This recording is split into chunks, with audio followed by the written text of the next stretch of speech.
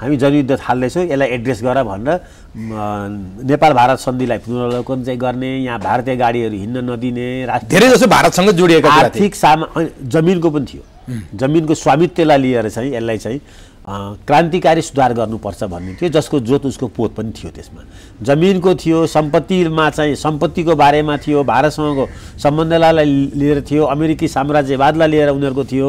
उनीहरूको 40 बुँदेमा चाहिँ 40 बुँदेमा 30 बुँदे त जसले पनि आँखा चिम्लेर हुन्छ भन्ने खालको थियो।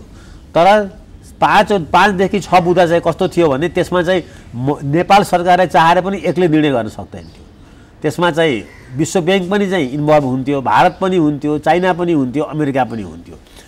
तर दुर्भाग्य के हो भने यिनीहरूको चाहिँ नियत कहाँ खराब थियो भने फागुन 7 गते चाहिँ देखि जनयुद्ध गर्छु भनेर भनेको कुराकानी चल्दै थियो। फागुन 1 गतेबाटै चाहिँ पुलिस चौकीमा आक्रमण सुरु गरे। कहाँ भन्दाखेरि रोल्पा होइन, पहिला बथा यहाँ रामेछापमा। होइन, रोल्पाको होलेरी पनि हो। होलेरी धेरै पछि हो, तपाईँ फेरि त्यो इतिहास नउल्टाउनुहोस् न। होलेरी धेरै पछि हो, रामेछाप हो, गोर्खा हो।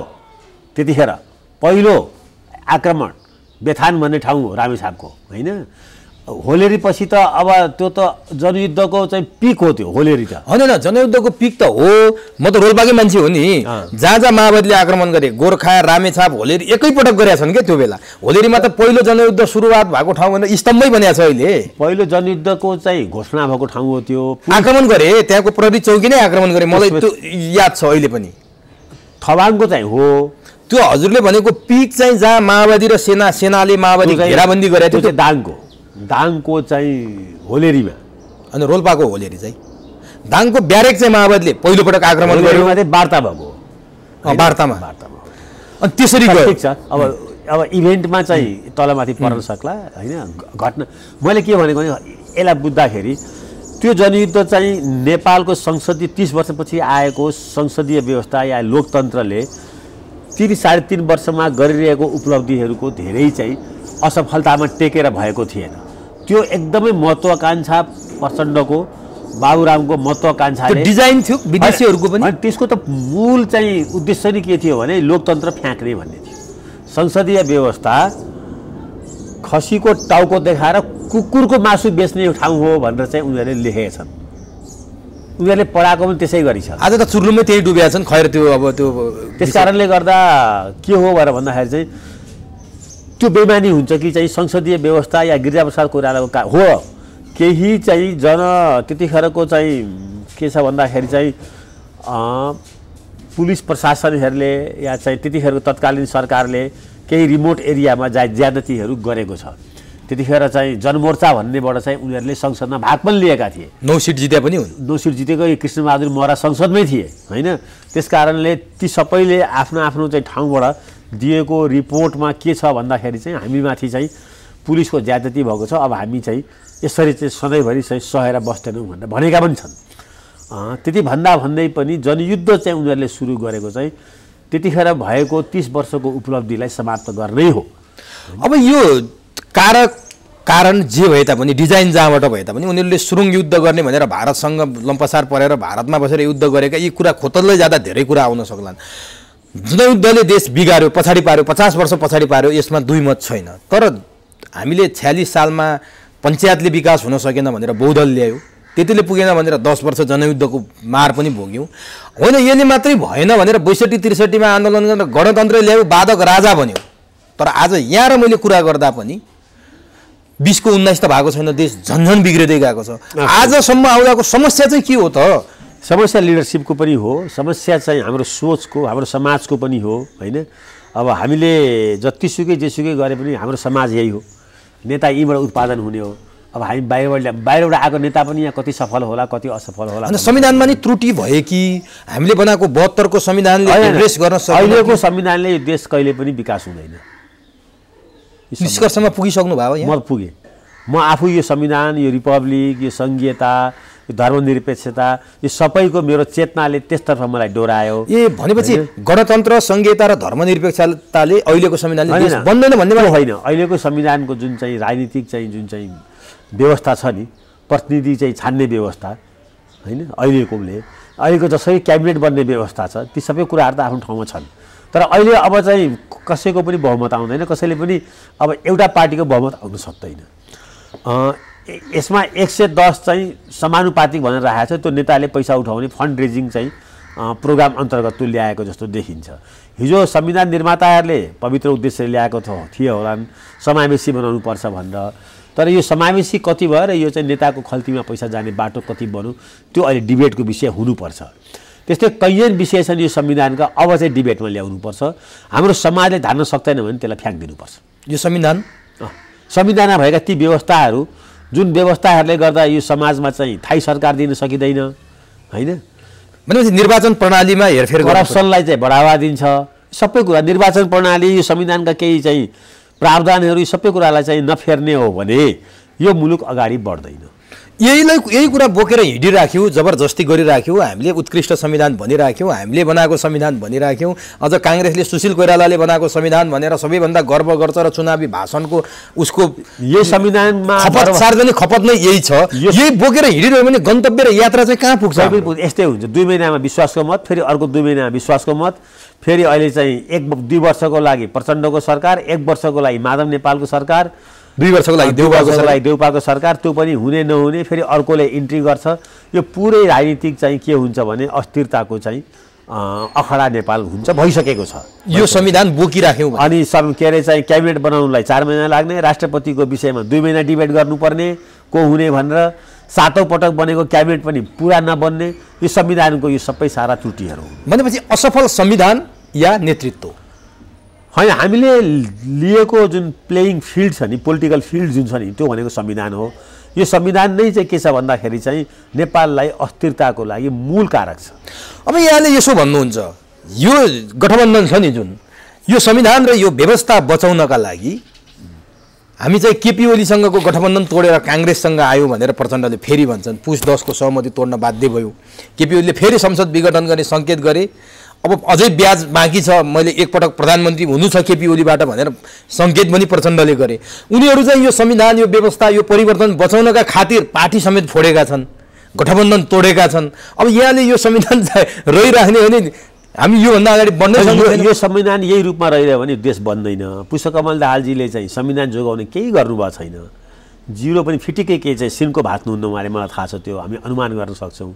उहाँ गएको होइन र, बालकोटमा गएर टाउको हल्लाएर चाहिँ हात हल्लाएर चाहिँ घुम्न गएको भनिदिनु भयो त उहाँले। घुम्नै जानुभएको थियो नि, त्यो किन प्रधानमन्त्री पोस्ट चाहिँ किन लिएर आएको त? काङ्ग्रेसलाई त राष्ट्रपति चाहिएको थियो, संविधान जोगाउन पनि काङ्ग्रेसले चाहिँ के छ भन्दाखेरि चाहिँ उहाँलाई चाहिँ अहिलेको प्राइम मिनिस्टरलाई समर्थन गरेको होइन। काङ्ग्रेस चाहिँ प्रधानमन्त्री पनि नपाउने, सभामुख पनि नपाउने, संवैधानिक अङ्गमा नियुक्ति पनि नपाउने, काङ्ग्रेसभित्र केही क्रेजी मान्छेहरू छन् जसलाई नियुक्ति, राज्यको नियुक्ति नभइकन तिनीहरूको त्यो राति निद्रा पर्दैन। त्यही मान्छेहरू रिपिटेडली चाहिँ सत्तामा जानको लागि लालची छन् र गइ पनि रहेका छन्। र नेपाली काङ्ग्रेस यसपालि चाहिँ प्रचण्डलाई दिएको समर्थन पहिलो कारण चाहिँ के हो भन्दाखेरि चाहिँ शेरबहादुरजी प्राइम मिनिस्टर हुनुहुन्छ कि हुनुहुन्न त्यो त अब 3 वर्षपछि थाहा होला, तर कम्तीमा पनि चाहिँ राष्ट्रपतिमा चाहिँ रामचन्द्र पौडेल पुगे नि, त्यति हो। तर शेरबहादुर देउवा वचनका पक्का चाहिँ रहेछन् नि, जति आलोचना गरे पनि। गएको 14औं महाधिवेशनमा रामचन्द्र पौडेलले शेखर कोइरालालाई सहयोग गरेनन्, न्युट्रल जस्तो बसे, राष्ट्रपतिको लोभमा परे, प्रलोभनमा परे भनेर धेरैले आकलन पनि गरे। शेरबहादुरले राष्ट्रपति बनाउँदै रामचन्द्रलाई भन्ने धेरै मान्छेले भाष्य निर्माण पनि गरे। तर अन्तिममा शेरबहादुरले रामचन्द्रलाई राष्ट्रपति बनाएर त एउटा उदारता त देखाए नि, वचनको पक्का रहेछन्। होइन, रामचन्द्र पौडेलले चाहिँ तपाईँलाई कसले भन्नु चाहिँ शेरबहादुरलाई सधैँ सहयोग गर्नुभएको छ? सधैँ गर्नुभएको छ? कसरी? शेरबहादुरसँग सभापति लड्या होइन 13औं मा? अनि हार्दैमा चाहिँ सहयोग हुँदैन, त्यसपछि फेरि शेरबहादुरलाई सहयोग गरेका थिए। यो त बडो विचित्रको कुरा गर्नुभयो त। शेरबहादुरजीले अनि त्यही सहयोग, रामचन्द्रजीको सहयोगको गुण तिरेको त हो नि राष्ट्रपतिमा। तर वचनको पक्का चाहिँ रहेछन् नि मान्छे, होइन? होइन, सभापतिमा बनाउन उहाँले केही न केही वचन दिनुभयो होला, होइन? रामचन्द्रजीले केही न केही नदिकन शेरबहादुरजीले त्यसै लेनदेन गर्दैनन् कि।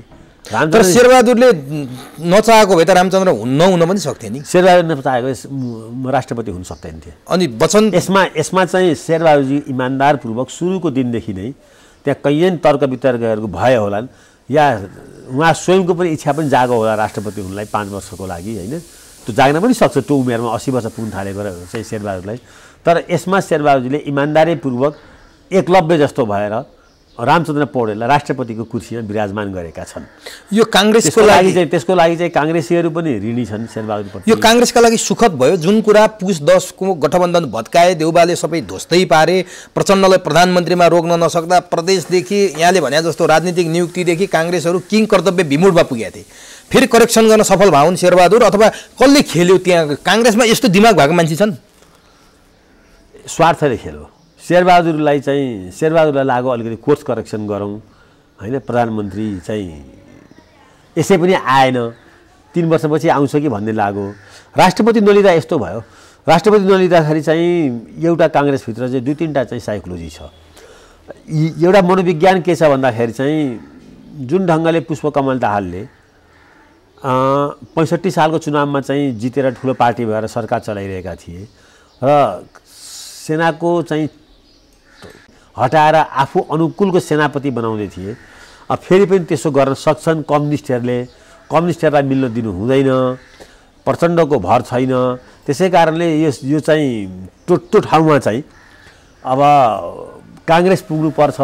प्रधानमन्त्री पनि नहुने काङ्ग्रेस, चिफ जस्टिस पनि नहुने, अप्पर हाउस पनि नहुने, लोवर हाउस पनि सभामुख नहुने, अनि लार्जेस्ट पार्टी भएर चाहिँ के गर्ने चाहिँ भनेर भन्दाखेरि काङ्ग्रेसमा धेरै ठुलो चाहिँ तनाव आएको थियो। तल पनि काङ्ग्रेसीहरूले यसो टाउको उठाएर हेर्दा आफ्नो चाहिँ सत्तामा आफ्नो अनुहार खोजी पर्दा आज चाहिँ अब रामचन्द्र पौडेललाई देख्छन्। साक्षात् प्रदेशहरूमा पनि पाउन अलिअलि पाउन थालेछन्।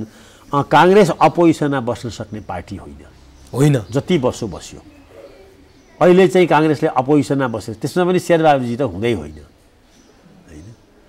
त्यसले गर्दाखेरि चाहिँ कोर्स करेक्सन कति भएको मलाई थाहा छैन, तर राष्ट्रपति 3 वर्षपछि भए पनि प्रधानमन्त्री र केही प्रदेशहरूमा सरकारमा जाने त्यो राजनीतिमा त्यति अस्वाभाविक पनि होइन। राजनीतिमा मान्छेले सत्तामा जानको लागि अनेक प्रयत्न जानेर गल्ती भएको थियो, त्यो करेक्सन गर्न चाहिँ यसपालि शेरबहादुर देउबा सफल भए। राष्ट्रपति बनाउन रामचन्द्र पौडेललाई सफल भए। सत्ता गुमेका सत्ताहरूमा पनि बिस्तारै केही न केही अनि यस्तोमा त शेरबहादुरजी सफलै छन् नि। जोडजाडको राजनीति फेरि यस्तो रहेछ क्या, राजनीतिमा गठबन्धन गर्नु पर्यो अथवा सहमति गर्नु पर्यो, 8-10वटा पार्टी जोड्नु पर्यो भने त शेरबहादुर जति माहिर त कोही पनि देखेनन् त यसमा। माहिर होइन, उहाँको कुनै एजेन्डै हुँदैन कि, अनि अरूले चाहिँ त्यसमा चाहिँ गठजोड गर्छन्, उहाँले हुन्छ भन्नुहुन्छ। उहाँले कहिले मलाई प्रधानमन्त्री बन्नु पर्यो भनेर अगाडि सरे पनि देखिँदैन, तर आइपर्छ। अहिले परिस्थितिले उहाँलाई चाहिँ उहाँ भाग्यमानी हो, त उहाँले त भन्नु पनि भएको छ उहाँ भाग्यमानी उहाँ हो। उहाँ त्यस्तो यो पटक पटक नेपाललाई चाहिँ नेपालको प्रधानमन्त्री भएर उत्पातै यो देशलाई केही एउटा पनि गुण लाग्यो, उहाँको स्मरण योग्य काम केही पनि छैन। केही छ त? अनि हुन्छु भनेर मरि हत्या गरे पनि देखिँदैन, त्यस्तो कुदाकुद पनि छैन। उहाँ चुप लाएर बस्ने हो, प्रधानमन्त्री चाहिँ आफै आउँछ। अब चाहिँ आउँछ क्या हुनु छैटौँ पटक त आउन सक्ने सम्भावना त उहाँकै छ नि, किन नआउने होइन? त्यो त धेरै छ। अब अहिले त हामीले कुरा गरिरहेका छौँ, अहिले उहाँले चाहनु भने तुरुन्तै आउँछ। एमाले खेलिरहेछ नि, शेरबहादुर प्रधानमन्त्री हुने हो भने खेल्नै पर्दैन, उहाँले चाहनु मात्रै पर्छ। शेरबहादुरजीले मलाई प्रधानमन्त्री हुन मन लाग्यो भनेर चाहिँ अहिले घरबाट निस्किनु भयो र चाहिँ केपी ओलीसँग बस्नुभयो भने उहाँ 7 दिनमा उहाँ प्राइम मिनिस्टर हुनु। उनले प्रचण्डलाई धोका देलान् या इमान्दारिता देखाउलान्, के लाग्छ? राजनीतिमा त्यस्तोलाई धोका भनिँदैन। राजनीतिमा त्यसलाई चाहिँ अब अहिले सबभन्दा लार्जेस्ट पार्टी त चाहिँ काङ्ग्रेसकै छ, 88 सिट छ। अब यो 32 सिटकोले यत्रो धेरै चाहिँ खेल खेलिरहेको छ भने जनताको म्यान्डेट त काङ्ग्रेससँग छ नि। अहिले शेरबहादुर प्राइम मिनिस्टर हुन्छु भनेर भन्दाखेरि चाहिँ पार्लियामेन्टको सबभन्दा ठुलो पार्टी हो होइन, जनताले दिएको म्यान्डेट सबभन्दा ठुलो छ। 30 लाख 27-28 लाख भोट छ, 12 लाख भोट पाउने होइन, जम्मा 32 सिट हुने, त्यो पनि काङ्ग्रेसको सहयोग र समर्थनमा 32 सिट पाएको छ। आफ्नै क्षमताले उठेको भए चाहिँ 7 सिट पनि आउँथ्यो कि आउँदैन थियो होइन प्रत्यक्षमा।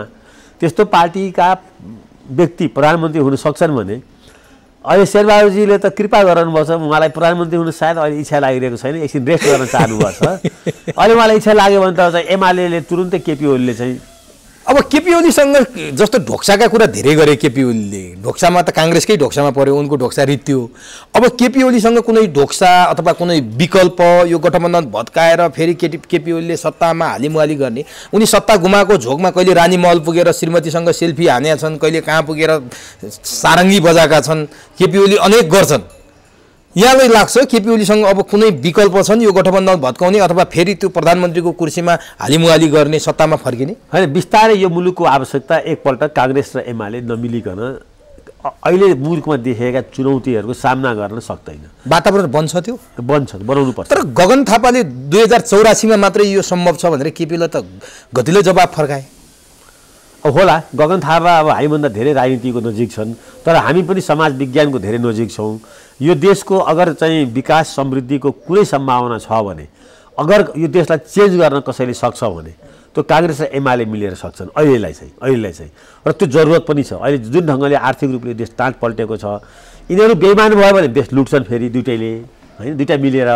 तर यिनीहरू दुइटा मिलेर केही चाहिँ मुलुकको चाहिँ जल्ला बल्ला समस्याहरू चाहिँ पूर्वाधार विकासका समस्याहरू, अर्थतन्त्रलाई ट्र्याकमा ल्याउने समस्याहरू, युवाहरूलाई चाहिँ रोजगारीको लागि चाहिँ के छ भन्दाखेरि चाहिँ देशलाई आकर्षित गर्ने। अनि यहाँले भने जस्तो तर्फ गयो भने त त्यो चमत्कार होला, भाग्य होला देशवासीका लागि। यहाँले भने जस्तो अब एमाले गठबन्धन भत्काउने मात्रै, प्रचण्ड र देउबालो छुट्याइदिने मात्रै, देउबालो प्रधानमन्त्री मात्रै चाहिने स्वार्थ भयो भने नि, जस्तो एउटा मैले सुनेको थिएँ कि एउटा हिरोइनले एउटा विद्वान जसको कुरूप थियो अनुहार, तिनको नाम मलाई ठ्याक्कै आएन, तपाईँ जस्तो विद्वान र म जस्तो सुन्दर बिहे गर्ने हो भने सन्तान कस्तो राम्रो जन्मिन्छ होला भनेर उनले भन्दा, दुर्भाग्य भएर तिम्रो जस्तो दिमाग र मेरो जस्तो अनुहार भएको जन्मियो भने के होला भनेछन् ती कुरूप विद्वानले। जर्ज बर्नार्ड शाह हो, ठ्याक्कै मलाई नाम आएको थिएन, यहाँले नाम भनिदिनु भयो। त्यस्तै स्थिति बन्यो भने एमाले स्वार्थ गरेर गठबन्धन भत्काइदिने त्यस्तै स्थिति बनिरहेकै थियो यो मुलुक। त्यस्तै स्थिति त्यही किसिमले, किनभने काङ्ग्रेस र एमालेको गठबन्धन त धेरैपल्ट भइसकेको छ नि, भक्यो हो नि। तर यो देशले चाहिँ ठिक बाटोमा जाने निर्णयहरू त तिनीहरूले गरेनन्। अब यसमा हेर्नुहोस्, दुईवटा विकल्प छ। अहिलेको यो गठबन्धनले राम्रो काम गरेन भने एउटा विकल्प भनेको यो गठबन्धनलाई सडकबाट फ्याँकिदिन्छ र त्यो फ्याँक्ने क्रममा चाहिँ यो संविधान पनि सिद्धिन्छ, एक विकल्प। अर्को विकल्प के छ भने यो गठबन्धन जसले अहिले शासन गरिरहेको छ यो ग्रसमा फेलियर हुने र एउटै विकल्प बाँकी रह्यो भने त्यो प्रतिपक्षको हो, त्यो हो एमाले फेरि सत्तामा आउने सम्भावना देख्नु? एक्लै पनि आउन सक्छ। किनभने कसरी भन्दा यो अहिलेको जुन गठबन्धन छ नि, यो फेल हुँदाखेरि त माओवादी पनि फेल खायो, काङ्ग्रेस पनि फेल खायो। यो अहिलेको यो ओली के अरे प्रचण्डको यो जुन चाहिँ गठबन्धनमा जुन चाहिँ 8-10वटा पार्टी छ, यो सबै पार्टी फेल भए र जनता योबाट रुष्ट भयो भने त्यसको विकल्पमा को बसिरहेको छ अहिले प्रतिपक्षमा भने एमाले बसेको छ। त्यो गणितले फेरि कसरी पुर्याउँछ त? संविधानको धारा र गणित जोड्दा त काङ्ग्रेस निर्वाचनमा जान्छ नि। निर्वाचनमा गए एमाले फेरि जसरी केपी ओलीले अहिले ठुलो पार्टी भनिरहेको छ, निर्वाचनमा जान्छ नि। निर्वाचनमा त मलाई लाग्छ चाहिँ देश सबै जान्छ मुलुक त। कति वर्ष पछि, कति वर्ष चल्छ यो? अब त्यसलाई चाहिँ जुन अघि चाहिँ के अरे गगन थापाले चाहिँ 2084 साल भनेर भने, अब त्यो उनले यो सरकारलाई एकदम राम्ररी चलाउँछु भन्ने विश्वासको साथ भनेको होला। तर म अहिले चाहिँ तपाईँकै टेलिभिजन मार्फतबाट तपाईँका दर्शकहरू र गगन थापालाई के भन्न चाहन्छु भने प्रचण्डको नेतृत्वमा यो मुलुकले लुटपाट हुन्छ, ढुकुटी रित्तिन्छ, भ्रष्टाचार बढ्छ, राजनीतिक संस्थाहरू चाहिँ र संवैधानिक संस्थाहरूमा चाहिँ व्यापक चाहिँ के छ भन्दाखेरि चाहिँ लेनदेन भएर नियुक्ति हुन्छ। अब त भइसकेको छ, त्यसको सुरुवात मैले देखिसकेको छु। अब गगनको यो विशफुल थिङ्किङ पुरा भयो भने म पहिला स्याल्युट गर्छु गगनलाई। 84सम्म प्रचण्डको यो सरकार टिक्यो या यो कोलिसन टिक्यो भने केही गरी यो मुलुकले फेरि डेमोक्रेसीको मुख हेर्न पाउँदैन। ल त्यसरी यो मुलुक ब्याक जान्छ। बडो निर्मम र भयानक विश्लेषण गर्दैन, होइन, सम्भव छैन। म जुन ढङ्गको चाहिँ टेम्पटेसन देख्दछु अहिले चाहिँ सरकारमा जानेहरूको र तिनीहरूलाई चाहिँ अनियन्त्रित किसिमले जसरी नेतृत्वले छोडेको छ, जसरी अख्तियारले छोडेको छ, जसरी संवैधानिक अङ्गहरूले छोडेको छ, कसैले कुनै किसिमको कुनै जवाफदेहिता नभएको दिन आजको नेपालको राजनीतिक परिस्थिति हो, सरकार हो। भने केपी ओली दाउ हेरेर पनि बसेका छन्। यहाँले भने जस्तो केपी ओलीले अहिले राम्रो प्रतिपक्षको भूमिका खेल्न सके, रचनात्मक भूमिका सके भने यो अहिलेको यो एलायन्स ग्रसमै फेल खाएर यो थलै पर्छ। तर अब के केपी ओली त्यो त्यति धैर्य गर्न तयार छन् के? उनको पार्टी, उनको कार्यकर्ता त्यो धैर्यतापूर्वक यिनीहरूको ग्रस फेलियरलाई वेट गर्न तयार छन्? त्यो केपी ओलीमा छैन भन्ने मलाई लाग्छ। उनी पनि अधैर्यता, सत्तामा जानलाई चाहिँ चलखेल गर्ने, गठबन्धन भत्काउन लाग्ने त्यो चाहिँ उनको पनि स्वभाव म देख्दछु। यति बेला नि जस्तो प्रचण्डमाथि सबैभन्दा त्रासको शेरबहादुर देउबा, केपी ओली अथवा काङ्ग्रेसभित्रको शेखर ग्रुप अथवा उनीमाथि झुन्डिएको त्यो अदालतको मुद्दा चारैतिरबाट प्रचण्ड घेराबन्दीमा छन्। यति बेला उनीमाथि सबैभन्दा त्रासको वातावरण सिर्जना कोबाट भइरहेछ? कोबाट डर छ? आफैसँग, आफ्नै छायासँग। आफैसँग हस्, यो महत्त्वपूर्ण समय र संवादका लागि यहाँलाई हार्दिक धन्यवाद।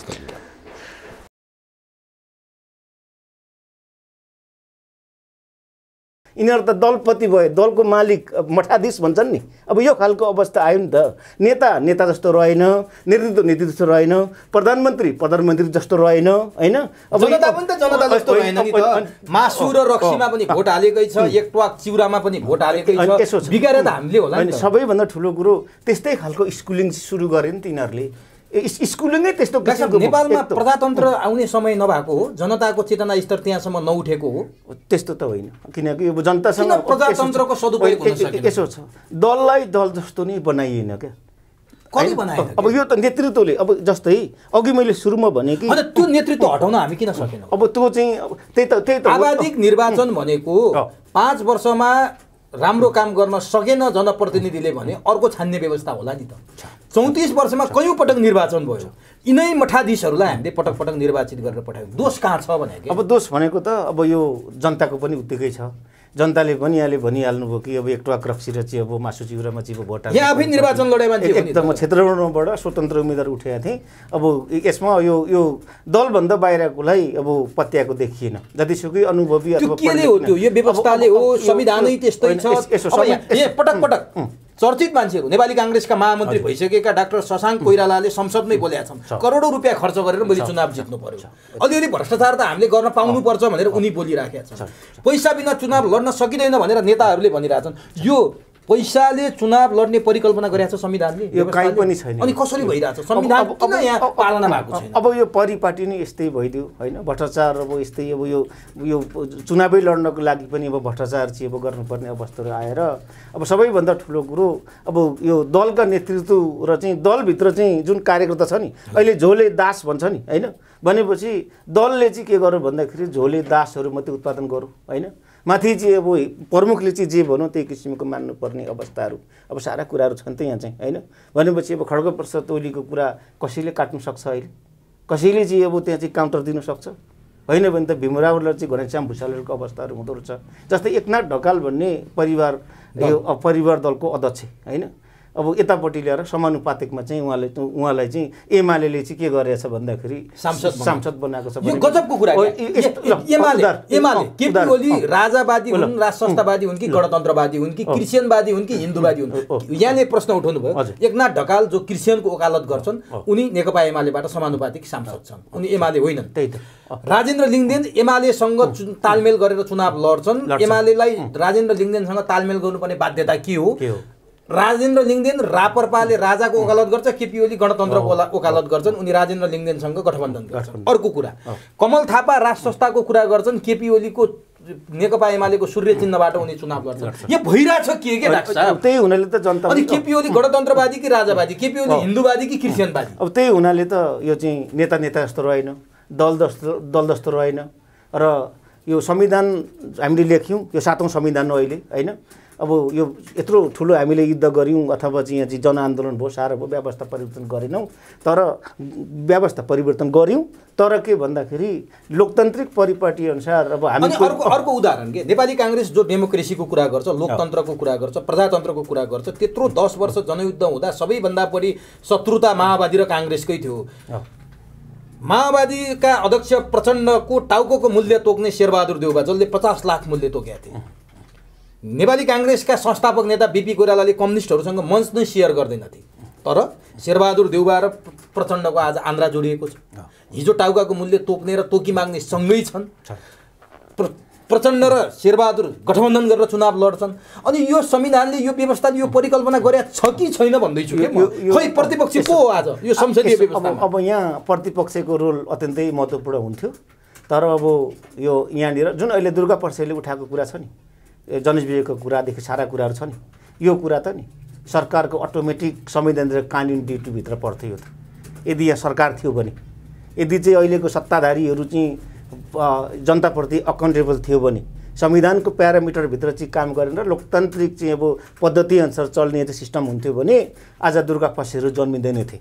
किनकि दुर्गा प्रसाईले उठाएको जुन एजेन्डाहरू छ त्यो सरकारको अटोमेटिक ड्युटीभित्र पर्थ्यो, उनीहरूले आफै एड्रेस गर्नु पर्थ्यो। प्रतिपक्षले उठाउनुपर्ने आवाज आज दुर्गा प्रसाईले हो त्यो यो कि चाहिँ यहाँ यदि यहाँ प्रतिपक्ष भइदिएको भए प्रतिपक्षले चाहिँ उठाउनु पर्थ्यो, तर यहाँ प्रतिपक्ष छैन। अनि प्रतिपक्षले दुर्गा प्रसाईको आन्दोलनलाई समर्थन गर्ने हो कि उनलाई काउन्टर दिनका लागि सत्तापक्षले पनि नगरेको काम केपी ओलीले दुर्गा प्रसाईको विरुद्ध महेश बस्नेत किन उठाए? अब यो होइन, यो चाहिँ अब के भन्दाखेरि अब यो जसरी उठे पनि दुर्गा प्रसाईको चाहिँ आन्दोलन जसरी उठे पनि जुन रूपमा उठे पनि अब यो चाहिँ व्यक्तिगत झगडाको चाहिँ आउटकम जस्तो ग्याङ फाइट जस्तो पनि थियो नि त सुरुमा होइन।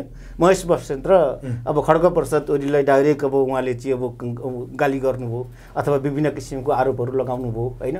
अनि एमाले के बुझ्यो भने यो चाहिँ अब हाम्रो विरुद्धमा होइन हामी लक्षित भयो भन्ने किसिमको बुझ्यो।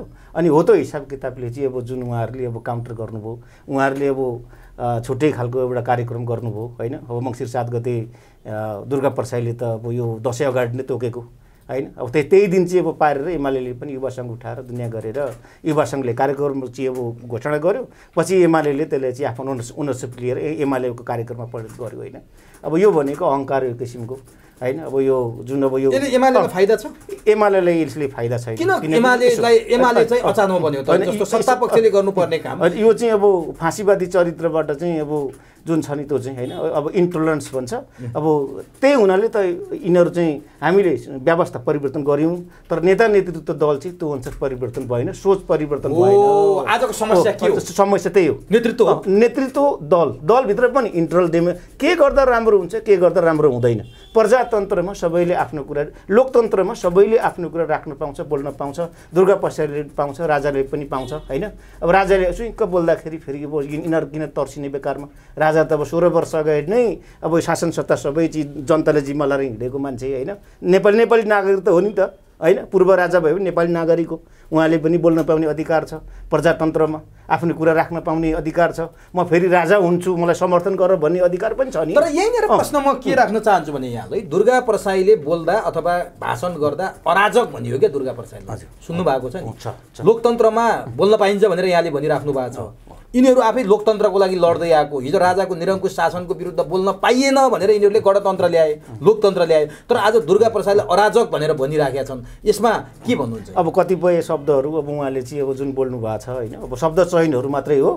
अब हिँडे नबुझौँ उहाँको चाहिँ अब सम्पूर्ण एजेन्डाहरू छ त्यो त एकदम भ्यालिड छ, किनकि अब जनजीविका। तर 17,000 मान्छेको कत्याम गरेर आएका प्रचण्ड, धर्मप्रसाद ढकालको टाउको काटेको आरोप लागेका केपी ओली र प्लेन हाइज्याकको त्यो जिम्मा लिएको नेपाली काङ्ग्रेस आज दुर्गा प्रसाईको विपक्षमा छन्। यिनीहरूले दुर्गा प्रसाईलाई अराजक भन्दा सुहाउने कुरा हो। मान्छेहरू होइन त्यो अराजक भन्ने उनले त बोले मात्रै त हो नि, यिनीहरूले गरेरै आछन्। उनीहरूले गरेरै आए र यो अब सबैभन्दा ठुलो कुरो बोल्न पाउनुपर्छ। संविधानले यो कुरा चाहिँ अधिकार दिएको छ होइन। अब यो पटक चाहिँ अब जुन हो नि बल्खुमा चाहिँ अब एमालेको कार्यक्रम होइन, दुर्गा प्रसाईको कार्यक्रम होइन।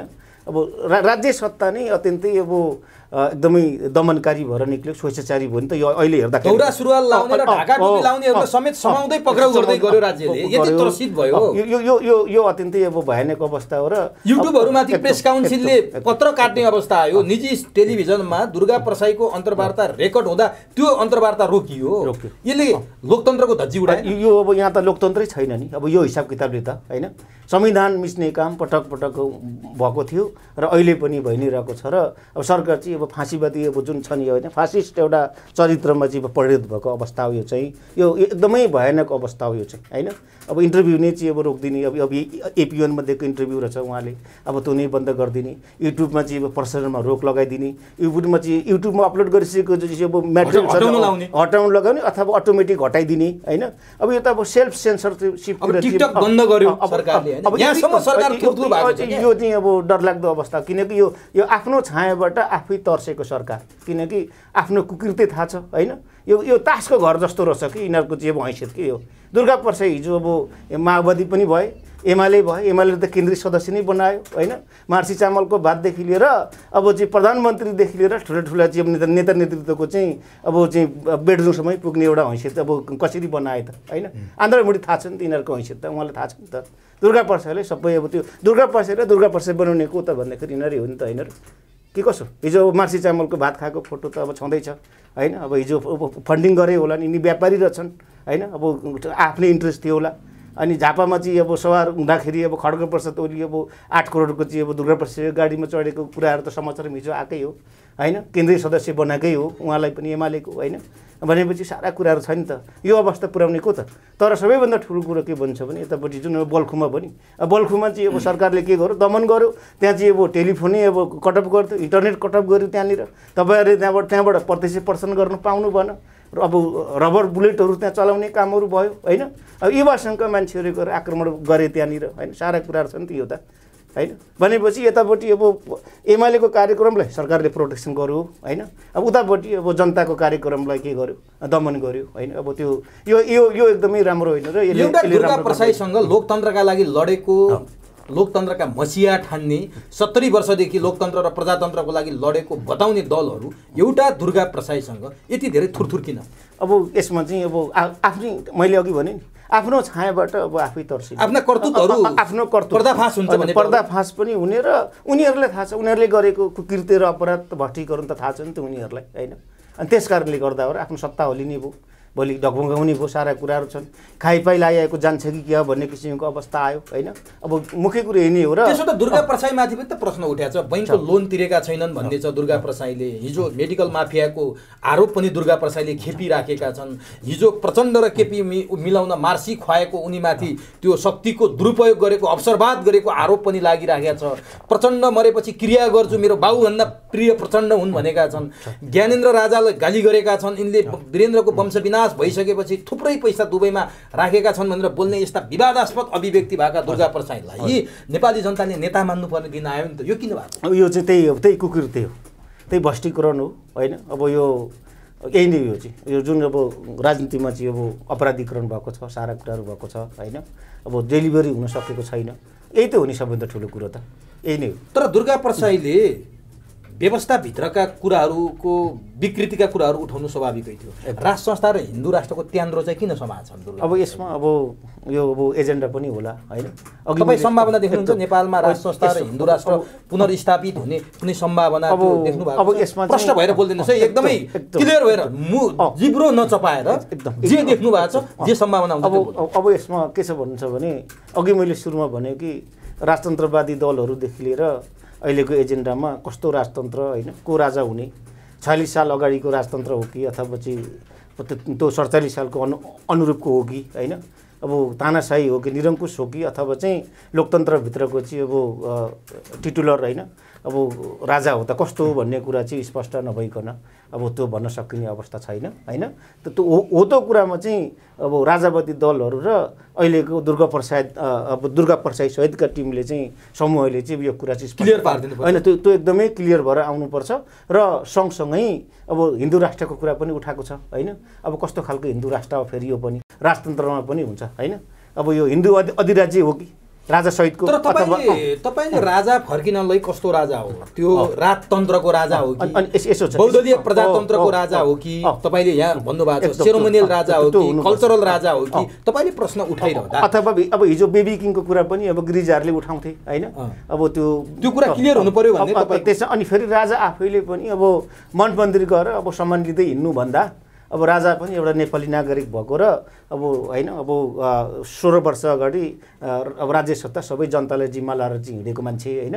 उहाँलाई इच्छा भए उहाँले पनि अलिकति एक्सरसाइज गर्नु पर्यो हैन जनतासम्म चाहिँ जानु पर्यो गइराख्नु भएको छ त उहाँले पटक पटक विज्ञप्ति निकालेर दलहरूलाई निषेधको राजनीति नगरेर हामीसँग मिलेर जाउँ राष्ट्र संस्था र दलहरू मिलौँ भनेर उहाँले प्रश्न बोलिरहनु भएको छ उहाँले अब यो 62-63 पछाडिको अब 5 बुद्धे दलहरूसँग भएको 5 बुद्धे सहमतिको कुरा पनि उहाँले गर्नु भएको छ अब 12 बुद्धे सहमति त्यो पछाडिको 5 बुद्धे सहमति हैन अब त्यो 5 बुद्धे सहमति अहिलेसम्म बाहिर आएको छैन त्यो उहाँले आउट गर्नु पर्यो र सँगसँगै के भन्दाखेरि उहाँले आफैले भन्नु पर्यो कि अब म राजा हुन चाहन्छु राजा चाहिँ नेताहरू जस्तो भाषण गर्दै हिँड्ने हो र हैन एउटा स्पष्टता गर्न सक्यो नि त भनिसक्नु भएको छ त बिम्बको रूपमा संकेतको रूपमा त उहाँले त्यो कुरा प्रश्न पार्नु भएको छ कि राष्ट्र संस्था र दलहरू मिलेर अगाडि बढौँ होइन भने म निर्मम निर्णय गर्न पनि तयार छु अब त्यो त अब निर्मम अब कस्तो हो त्यो उहाँको भाषा त्यो चाहिँ होइन तर अब टुलै हेरेर बस्ने छैन भनेर चाहिँ उहाँले पटक निर्मम भने त्यही त त्यो अब निर्मम अब होइन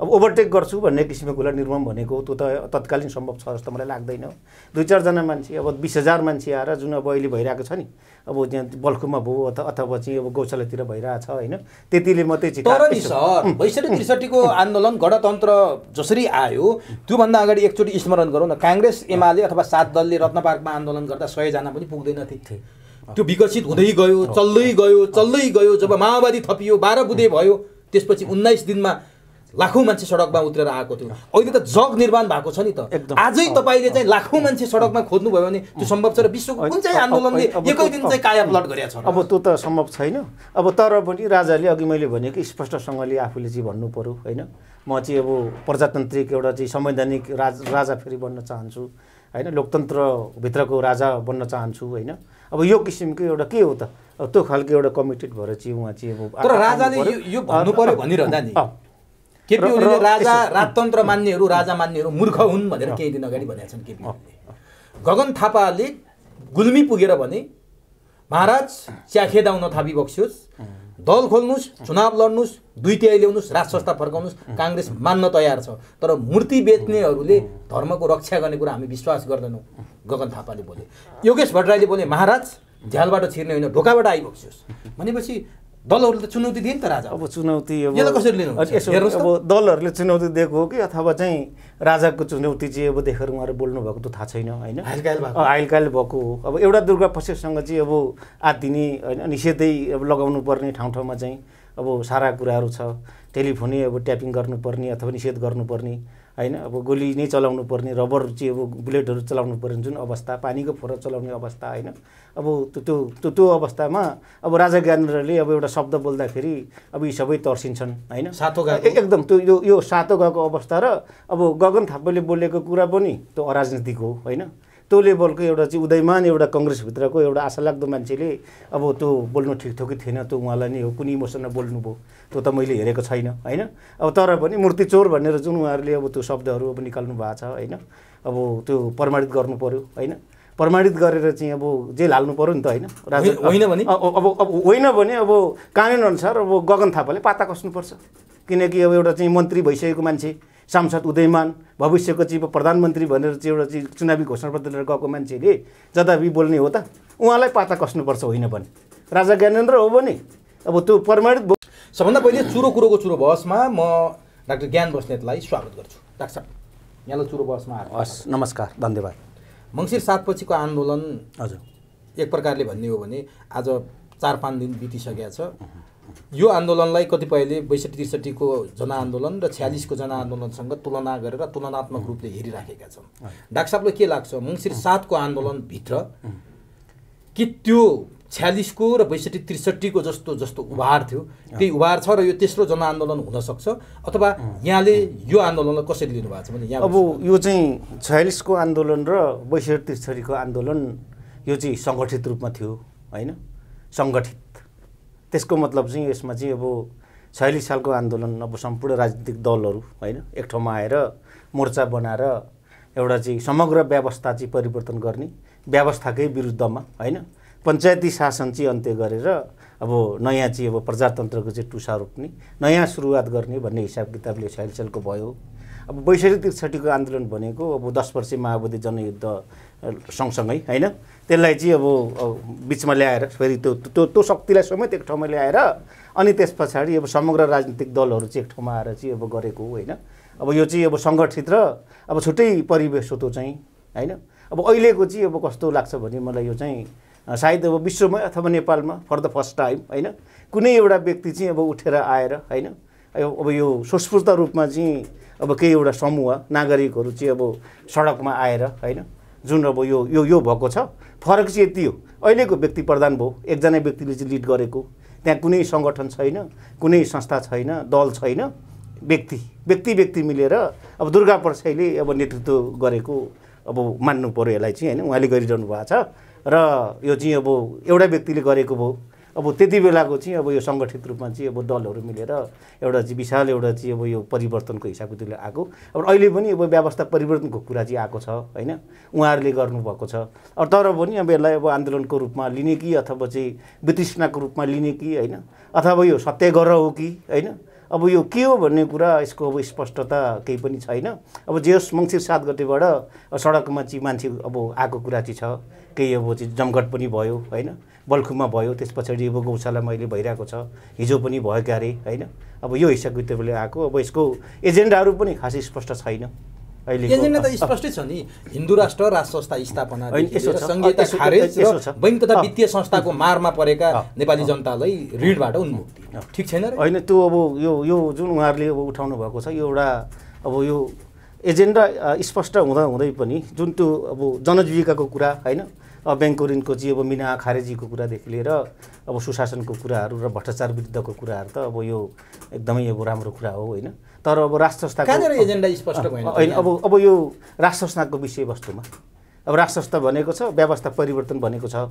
व्यवस्था परिवर्तन पछाडि अब यसमा चाहिँ अप्सन के हो होइन, यो व्यवस्था फालेपछि अब कस्तो खालको व्यवस्था होइन, यसो राष्ट्र संस्था पनि फेरि कस्तो खालको राष्ट्र संस्था हो, कुन राजा हो, राजा अब ज्ञानेन्द्र शाह राजा हुने कि पारस शाह हुने कि, अथवा चाहिँ अब बेबी किङ अब छोरा अब पारसको छोराको कुरा हो कि होइन, 46 साल अगाडिको चाहिँ अब राष्ट्र संस्था हो कि, अथवा चाहिँ यतापट्टि 47 सालको संविधान अनुकूलको हो कि होइन, एजर्टिभ हो कि अथवा डेमोक्रेटिक हो कि, संविधान त चल्ने अब चाहिँ टिटुलर भनौँ न अहिलेको राष्ट्रपति सरहको चाहिँ अधिकारविहीन चाहिँ अब राष्ट्र संस्था हो कि होइन। यस्तो कुराहरूमा चाहिँ अब कतै पनि छैन नि त, अहिलेसम्म आएको छैन नि त होइन। त्यसो हुँदाखेरि यसमा राजा पनि स्पष्ट छैन र अहिलेको आन्दोलनकारीहरू पनि स्पष्ट छैन।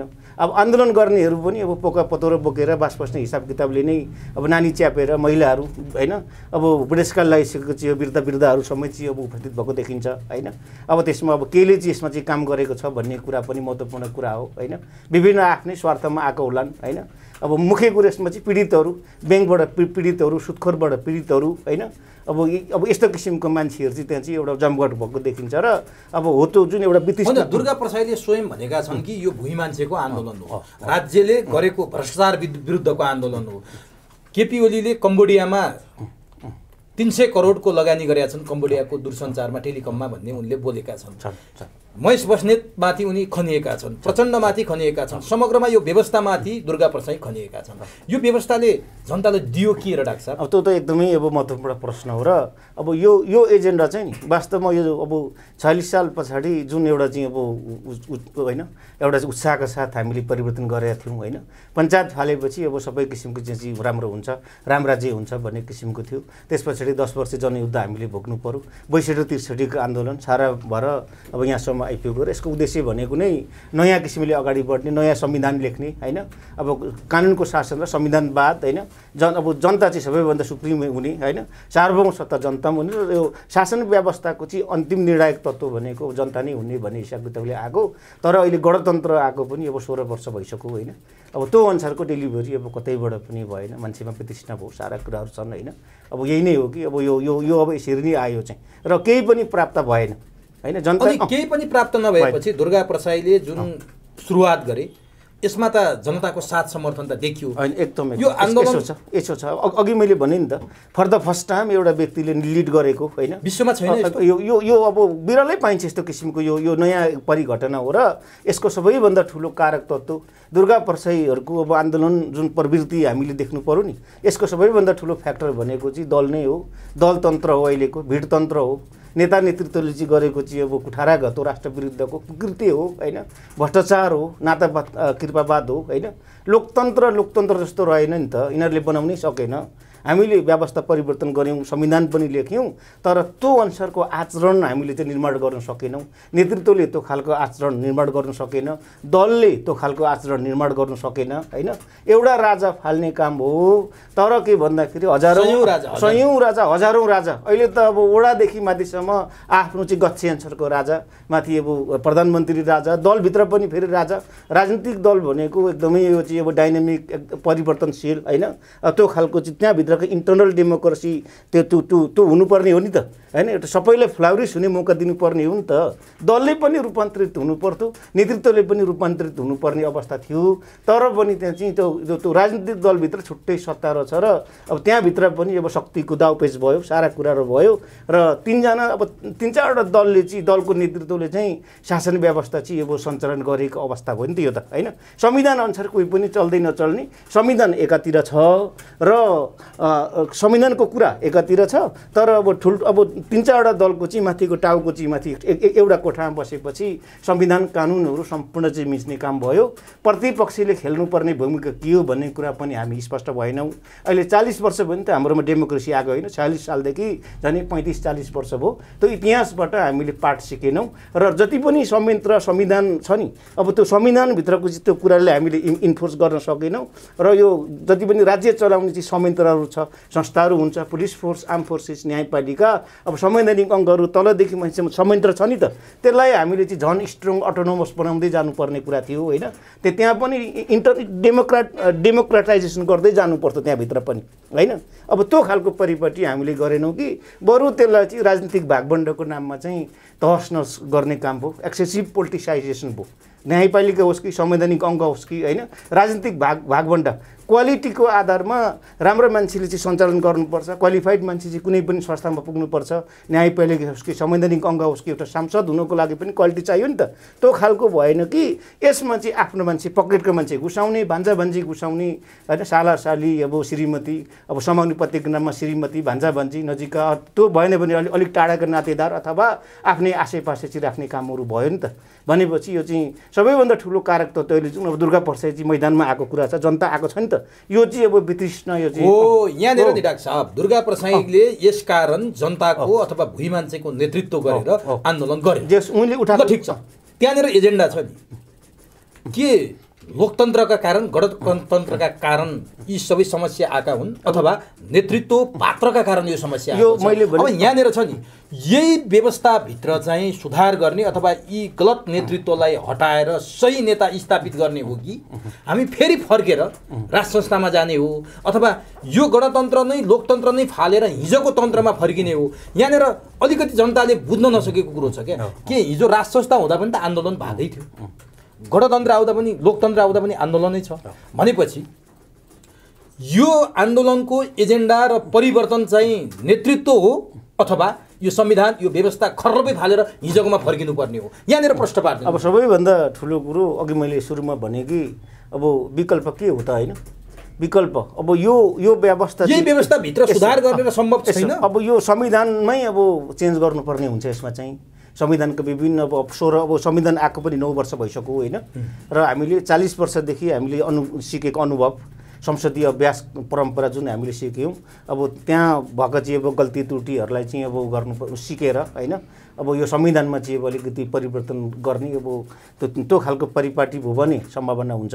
सबैभन्दा ठुलो कुरो यसमा म के भन्छु भने नि अब अहिले पनि चाहिँ जुन अब सत्ताधारीले जुन चरित्र निरङ्कुश चरित्र देखाएको छ नि, मान्छेले बोल्न पाउने अधिकार होइन, नेपाल सरहदभित्र नेपाली जनताले आफ्नो कुरा जहाँ पनि प्रदर्शन गर्नु पाउँछ, आफ्नो कुरा राख्नु पाउँछ होइन। अब चाहिँ यो अराजक त पाउँदैन, त्यो शान्तिपूर्ण ढङ्गले संविधान अनुसार कानुन अनुसार सत्ता सरकारको विरोध गर्न पाइन्छ, सत्ता सरकारसँग चाहिँ असहमति राख्न पाइन्छ, सबै कुराहरू छैन त होइन। भनेपछि अब व्यवस्था परिवर्तनको कुरामा चाहिँ के भन्दाखेरि यो अघि मैले भने कि जुन अहिले यो स्थिति आएको छ नि होइन, मान्छे 60 लाख मान्छे चाहिँ विदेशमा चाहिँ श्रम गर्नु बाध्य छ, यो मुलुकमा कोही पनि बस्नै चाहँदैन। अस्ति पासपोर्ट लिनको लागि म पनि चाहिँ यो पासपोर्टमा गएको थिएँ, अब यो पासपोर्ट रिन्यू गर्नु भनेर। अब त्यहाँ लाइन अब हेर्नुहोस् कति 6 बजे अहिले विदेश जानेको लाइन चाहिँ दुर्गा प्रसादको आन्दोलनमा भन्दा धेरै मान्छे चाहिँ एयरपोर्टमा छ। यसो रहेछ त्यहाँ चाहिँ 6 बजेदेखि नै मान्छे 4 बजे बिहानदेखि मान्छे लाइन लाग्ने अवस्था रहेछ र हरेक तह र थप्पाको मान्छे 90 वर्षको चाहिँ अब होइन अब बुढाबुढीहरू समेत अब लाइनमा। अब यो परिस्थिति देखेँ कि अब नेपालको चरित्र नेपालको अहिलेको आर्थिक सामाजिक अवस्था हेर्नको लागि त कि एयरपोर्ट जानु पर्दो रहेछ कि चाहिँ अब पासपोर्ट लिने ठाउँमा जानु पर्दो रहेछ। यो अवस्था कसले ल्याएको भन्दाखेरि अहिलेको चाहिँ नेता नेतृत्व हो नि त। म सिस्टमको दोष यसो म सिस्टमलाई दोष दिन्न। सिस्टम भनेको राजतन्त्रमा पनि अब आन्दोलनै थियो होइन, यसो राजतन्त्रमा पनि अब राजतन्त्रभित्र पनि लोकतन्त्र हुन्छ, लोकतन्त्र त राजा पनि अटाउँछ र गणतन्त्रभित्र पनि अब यो लोकतन्त्र त महत्त्वपूर्ण हो नि त। यो यो यो यो जुन गणतन्त्र भनेको सब सिस्टम हो, सबैभन्दा ठुलो फाउन्डेसन भनेको त लोकतन्त्र हो नि त होइन। अनि त्यसो हुँदाखेरि अहिलेको लोकतन्त्रले जुन हामीलाई के दियो त, यो लोकतन्त्रमा आफैमा यसमा कुनै दोष छैन, यो त एउटा सिस्टम हो, यो त माध्यम हो नि त यो त होइन। उद्देश्य भनेको त न्यायपूर्ण समाजको परिकल्पना हो। कुनै पनि लोकतन्त्रको उद्देश्य भनेको अकाउन्टेबिलिटी हो, पार्टिसिपेसन हो, कन्सल्टेसन हो होइन। जनता सेन्टरमा हुन्छ शासन पद्धतिमा, जनताको इच्छा आकाङ्क्षालाई सेन्टरमा राखेर काम गर्छ र अहिलेको संविधानको उद्देश्य र 46 देखि अब 62 आन्दोलन र त्यसपछिको सबै डिमान्डका कुराहरू पनि यही हो नि त। अकाउन्टेबिलिटी हुनु पर्यो है होइन, जे पाए त्यही गर्न पाइँदैन, सत्ताले पनि जिउताची उत्तरदायी हुनुपर्छ भन्ने किसिमको छ। संविधानको भित्र बसेर चाहिँ काम गर्नुपर्छ भन्ने हो नि त। तर अब यो अवस्था आउनुको मुख्य कारक तत्त्व भनेको यो तन्त्र अथवा चाहिँ यो सिस्टम होइन कि अहिलेको हाम्रो नेता नेतृत्वको कुकृति। यिनीहरूले डेली आन्दोलनको एजेन्डा के हुनु पर्थ्यो त? अब आन्दोलनको एजेन्डा भनेको होइन, नेतृत्व पात्रमाथि यहाँले प्रश्न उठाउनु भयो, प्रवृत्तिमाथि प्रश्न उठाउनु भयो, प्रणालीमाथि यहाँले प्रश्न होइन। प्रणाली त कस्तो भन्दाखेरि यसमा चाहिँ यो चाहिँ प्रणाली भनेको त साधन होइन, साध्य हो। यो त साध्य मात्रै हो, यो साधन हो, साधन मात्रै हो। जस्तै उदाहरणको लागि अब जापानको त्यो मेजी संविधान जुन छ नि, त्यो 47मा चाहिँ अब सुरु भयो। अब हो त संविधान भनेको विदेशीले अमेरिकनहरूले बनाइदिएको, त्यो चाहिँ अलाइड फोर्सेसको चाहिँ अब मुख्य चिफ आर्मीको चिफले चाहिँ त्यो चाहिँ बनाएर चाहिँ दिएको संविधान। अहिलेसम्म एकचोटि पनि त्यसलाई चाहिँ समर्थन भएको छैन र त्यस पछाडि यसले त्यत्रो प्रगति भएको छ जापानमा।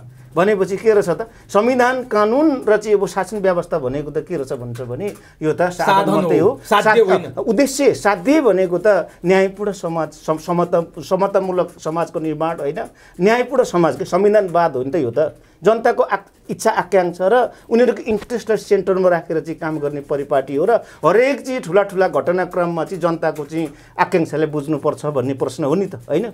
तर यहाँ चाहिँ अघि मैले भने नि के भन्नु भन्दाखेरि नेतागिरी भयो, यहाँ चाहिँ दलतन्त्र भयो, यहाँ चाहिँ प्रजातन्त्र लोकतन्त्र होइन, दलतन्त्र